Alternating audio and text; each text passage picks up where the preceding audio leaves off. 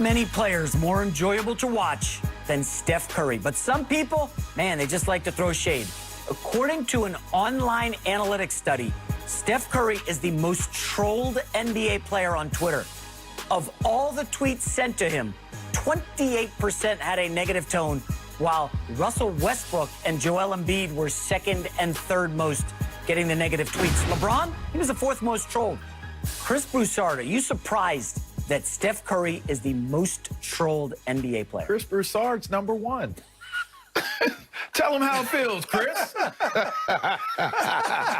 I am surprised. I am stunned that Steph is trolled so much. Look, we've talked about it before, how some players, you know, they don't like the fact that Steph doesn't play defense or that he doesn't guard the opposing point guard all the time, things like that. But when I look at the fans, and I'm assuming those are the ones that have been trolling him, I'm baffled. I really am. I mean, his game, as you said, J-Mac, is fun to watch. It's exciting. He's a small player. So when you see a small player dominating a league and winning championships and so on and so forth, usually you like that. He hasn't been given anything. You know, he came in as a 7th pick of the draft. He went to Davidson. He was an all-star a year late rather than a year early. You know, he probably deserved it 1 year before he actually was an official all-star. You know, I don't understand what isn't to like. He's actually made the game more accessible for a lot of people who aren't incredibly athletic, but they can shoot and they can handle. And he's brought skill. He's one of the players that has kind of brought skills back to the forefront of the game. It's not just, can you jump through the roof and have blazing speed? So I keep talking to people, and some people are saying, well, he's too clean. He's squeaky clean. That's why people don't like him, because he's got the perfect family and his children. You see his kids all over the place. His wife is on television with her cooking show, and, you know, they say all these things he's doing are too clean. So I don't know. I like clean. So maybe that's why I like Steph. But for other people, I guess that's the reason, but I'm baffled by it. What does it say that that being wholesome makes you the most hated person in social media? I think that says a lot more about social media than it does about Steph Curry. Indeed. But I am not surprised that he would be ranked, or that he would be the most trolled player in the NBA, because let's face it, the battle that used to exist between Kobe stans and LeBron stans has now been replaced by LeBron stans and Steph Curry stans. And I have to look at the survey itself. First of all, it was done, you guys know, it was done by a British casino online site that took 3,000 tweets from October 2020 to January 2021. So what happened in that period of time? Well, LeBron James won a championship. That's going to give the LeBron fans plenty of fodder to go after Steph Curry.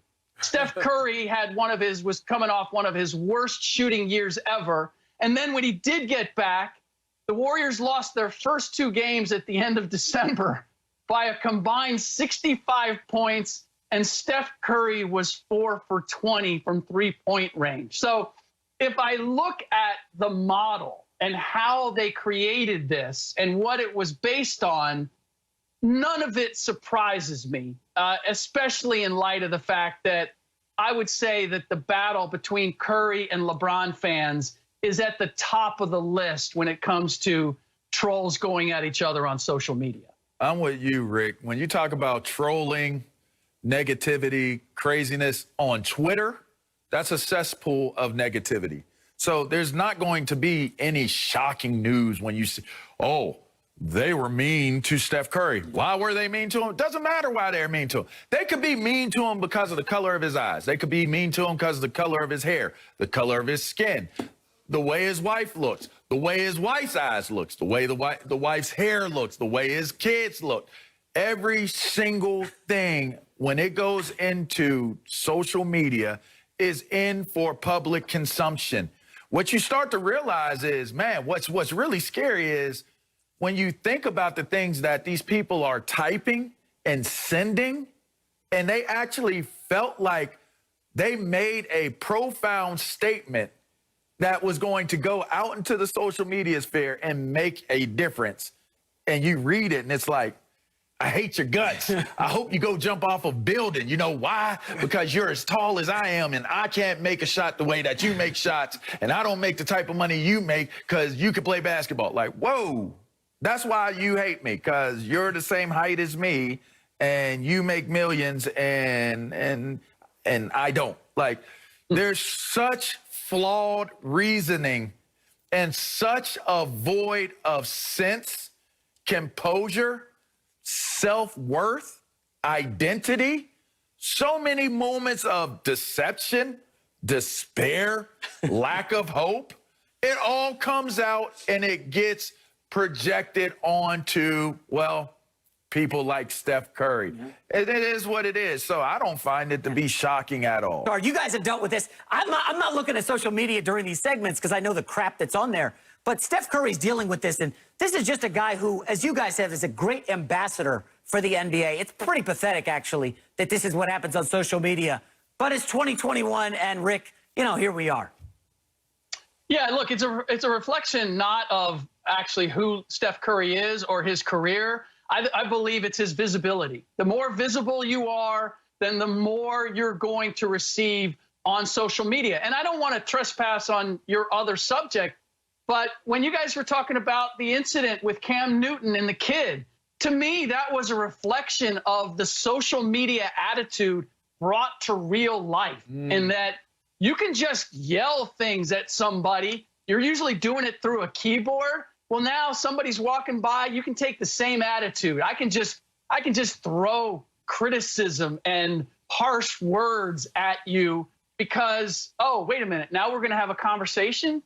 Now you want to talk to me. Now it's a human interaction. And then suddenly the kid was backed up. And I just believe that that's where we are in terms of people not having enough in-person discourse. The pandemic has probably only increased that, and that now Steph Curry is subject to that. But if I'm Steph Curry and I look at that, man, it's like, hey, you know who I am. You're arguing about who I am and what I've done. That's all good because it means I've put my name on the list. You would think Draymond Green would be the guy that would be getting the most of the hate. But, you know, I mean, just really quickly from my perspective, just to wrap, for me, it's a popularity contest. Let's be clear. At the end of the day, when you look at who gets hated on the most, it's the most popular people, which means that they're the most successful people, which means that they're the most desired people, which means that they're the most everything people, and you don't like it. Yeah. Get over yourself and get your own. You got to get your own, Jack. That's all it comes down to. You can't have my album. Great stuff, Rick. Hey, as the great George Costanza said, we live in a society, people. All right, coming up next, does Cam Newton have a bigger chip on his shoulder entering free agency? Greg Jennings joins us next.